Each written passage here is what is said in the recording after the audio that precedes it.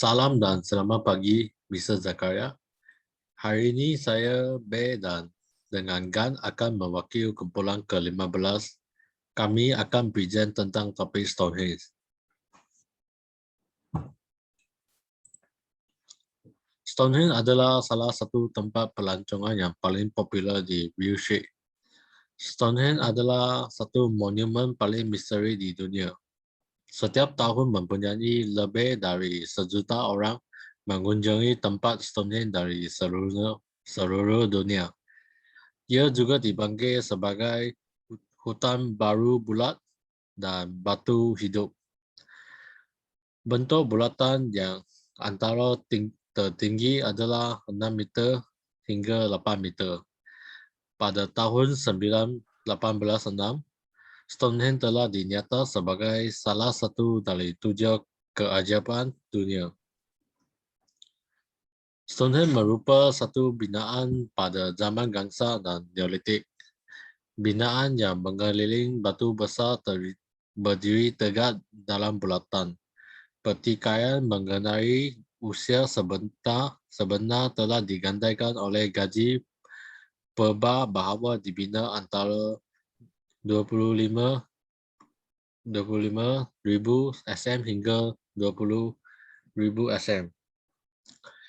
Pada 1130 SM, Stonehenge dijumpai oleh seorang padri semasa keluar bersiasat. Stonehenge berasal dari kata stone dan henge. Tahap pembangunan fasa 1 Stonehenge digali lingkaran parit besar dengan kedalaman 6 kaki dan diameter 100 meter. Terdapat pintu masuk besar di timur laut tempat angin dan pintu masuk kecil ke selatan. Lingkaran jurang dan tebing disebut hanger.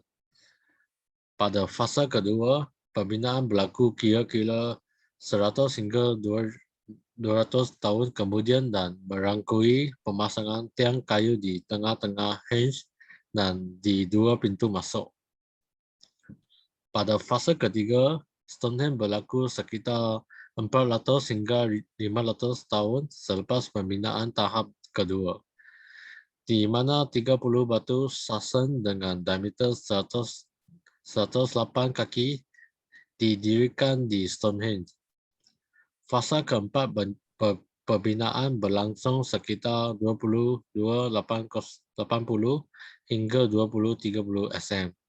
Dalam tempoh ini, bulatan dalaman monumen sedikit diubah sesuai. Pada fasa kelima, 2030 hingga 1750 SM adalah lingkaran lubang bulat yang disebut lubang Jack yang dibina di luar Saxon Rock Circle.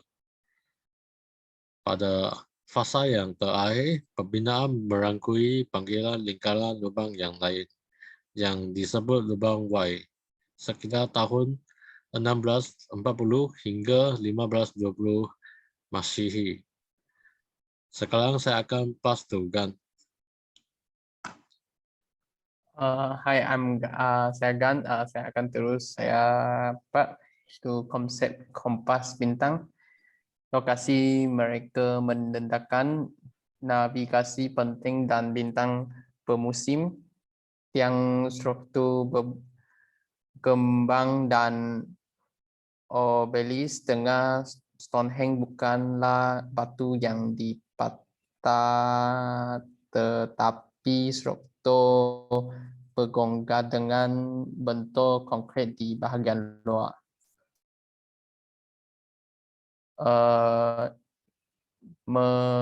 Permulaan matahari dan bulan, terdapat lebih dari 40 lubang tiang di tengah pintu masuk. Formasi bantuan disusun dalam 6 baris yang bertempatan dengan kedudukan bulan paling utara dalam kitaran sehingga 6 baris lubang tiang sering mewakili 6 siklus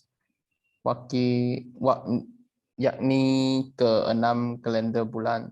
Lebih dari 100 tahun ini adalah dikte permulaan matahari bulan. Ini adalah tanda musim atau tanda navigasi yang penting. Musan Stonehenge adalah monumen yang masih menyimpan banyak misteri. Tidak ada catatan gunung mengenai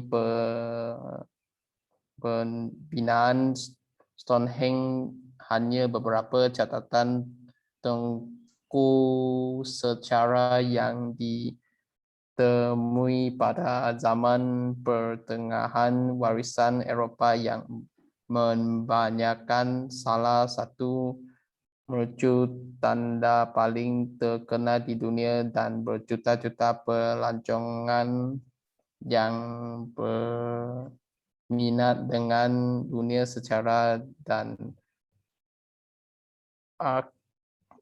arkeologi dan berkunjung semua pihak-pihak yang berkenaan melindungi dan memelihara salah satu keajaiban dunia untuk ditonton oleh generasi akan datang. Tunjukkan ini link yang kita guna. Oke, thank you. Thank you.